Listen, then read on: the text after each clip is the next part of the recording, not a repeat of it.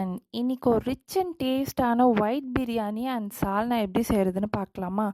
அதுக்கு நான் இன்னைக்கு ஒரு 1/2 கேஜி சிக்கன் எடுத்திருக்கேன். அதோட வந்துட்டு ஒரு 1/2 கப் புதினா சேர்த்துட்டு, நான் இன்னைக்கு ஒரு 5 பச்சை மிளகாவை சேர்த்துக்கிறேன்.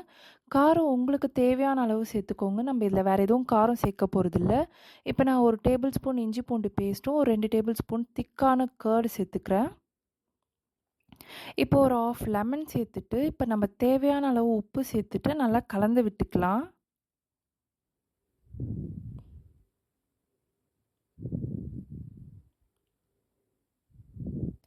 இது நல்லா கலந்து விட்டு ஒரு 2 ஹார்ஸ்க்கு வச்சுருங்க. இப்போ நான் 10லேருந்து 15 கேஷ்யூ எடுத்துகிட்டு அதில் சூடான பால் சேர்த்துக்கிறேன். அதுக்குள்ளே நம்ம குக்கரில் வந்துட்டு ஒரு 4 டேபிள் ஸ்பூன் ஆயில் ஊற்றிக்கலாம்.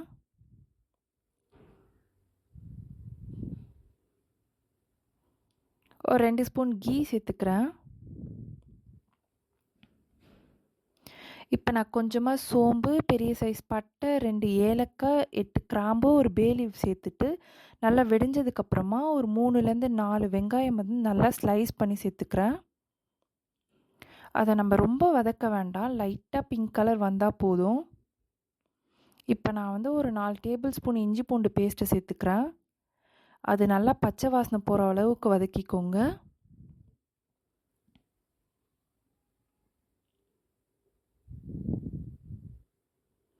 இப்போ நம்ம மேரினேட் பண்ணி வச்ச சிக்கன் இருக்கு இல்லையா, அதை வந்து இப்போ சேர்த்துக்கோங்க. இதை வந்து நம்ம ஒரு 5 மினிட்ஸ்க்கு நல்லா வதக்கிக்கலாம்.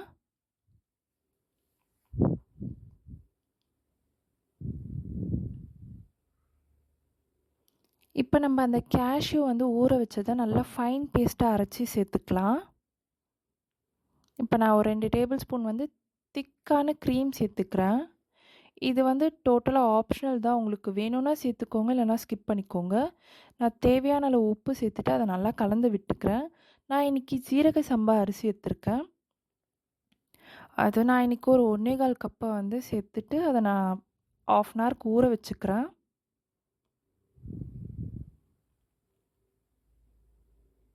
இப்போ அரிசி சேர்த்துக்கலாம். 1/4 கப்புனா நான் ஒரு 2.5 கப் தண்ணி வந்து இதில் சேர்த்துக்க போகிறேன். இப்போ இதை வந்து இன்னும் ஃப்ளேவர் கொடுக்கறதுக்காக இந்த கேவ்ரா வாட்டர் ஒரு 1/2 டீஸ்பூன் சேர்த்துக்கிறேன். இப்போ நம்ம இதை க்ளோஸ் பண்ணி வச்சுக்கலாம். இப்போ நம்ம சால்னா செய்கிறதுக்காக 1/2 டீஸ்பூன் கடுகு, 1/2 டீஸ்பூன் வெந்தயம், 1/2 டீஸ்பூன் எள்ளு. நான் என்கிட்ட இன்றைக்கி கருப்பு கலர் எள்ளு தான் இருந்துச்சு, உங்கள்கிட்ட ஒயிட் இருந்தாக்கா ஒயிட் சேர்த்துக்கோங்க. இதை வந்து லைட்டாக ஒரு 2 மினிட்ஸ் வறுத்துட்டு அது பட்டு பட்டுன்னு வெடிஞ்சதுக்கப்புறமா அதை எடுத்துக்கோங்க. ரொம்ப வந்து வறுக்க வேண்டாம்.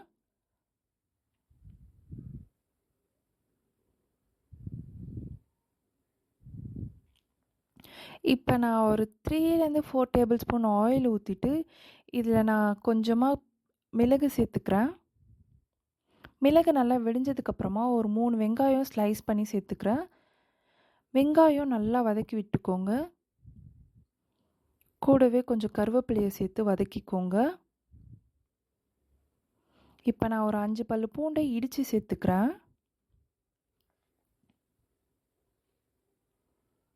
இப்போ நான் ஒரு தக்காளி சேர்த்துக்கிறேன்.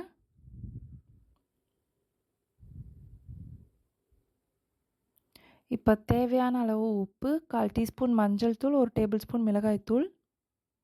நான் ஒரு 3 கத்திரிக்காவை சேர்த்துக்கிறேன், ஆஃபாக கட் பண்ணி. இதையும் நல்லா வதக்கி விட்டுக்கோங்க எண்ணெயிலேயே. இப்போ அதுக்கு தேவையான அளவு தண்ணி ஊற்றி க்ளோஸ் பண்ணி வச்சுக்கலாம்.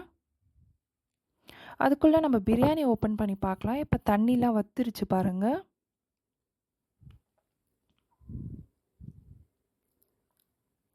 இந்த ஸ்டேஜில் நம்ம பழைய தோசை தவாவை வச்சுட்டு நம்ம க்ளோஸ் பண்ணி வச்சுக்கலாம். மேலே ஏதாச்சும் வெயிட்டான பொருள் வச்சுக்கலாம். இப்போ நம்ம சால்னா ஓப்பன் பண்ணி பார்ப்போம். இப்போ எண்ணெய்லாம் நல்லா பிரிஞ்சு வந்திருக்கு பாருங்கள். கத்திரிக்காயும் நல்லா வெந்திருக்கு. இப்போ நம்ம அந்த பவுட்ரை வந்து ஃபைனாக அரைச்சி போட்டுக்கலாம். இப்போ நம்ம புளி தண்ணி ஊற வச்சுட்டு அதை ஊற்றிக்கலாம். இப்போ இதில் ஒரு கொதி வந்ததுமே நல்லா ஸ்விட்ச் ஆஃப் பண்ணி வச்சிடலாம். இப்போ பிரியாணி வந்து ஓப்பன் பண்ணி பார்த்தாக்கா நல்ல மணமான ரிச்சாக டேஸ்டான ஒரு பிரியாணி ரெடி. அண்ட்